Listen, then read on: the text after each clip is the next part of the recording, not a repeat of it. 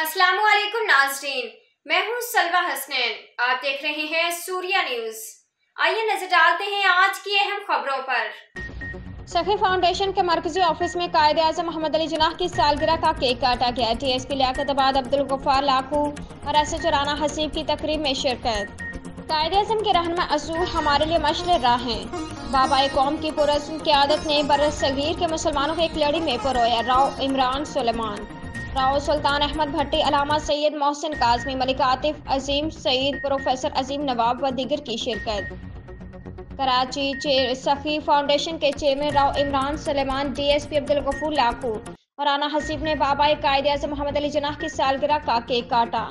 इस मौके पर general secretary Rai Sultan Ahmad Bhatti, Sakhi foundation के नायब सदर Allama Syed Mohsin Kazmi, joint secretary Sindh professor Azeem Nawab, information secretary Malik Atif Ata, Azeem Saeed व दीगर ओहदेदारान भी मौजूद थे।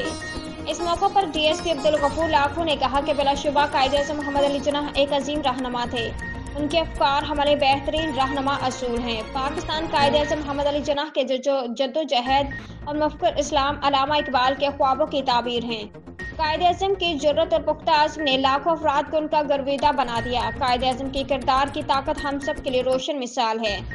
इस मौके पर चेयरमैन सखी फाउंडेशन राव इमरान सुलेमान ने कहा कि कायदे-आज़म मोहम्मद अली जिन्नाह के फ़लसफ़े के मुताबिक पाकिस्तान से अदम बर्दाश्त के रवैये को ख़त्म किया जाएगा।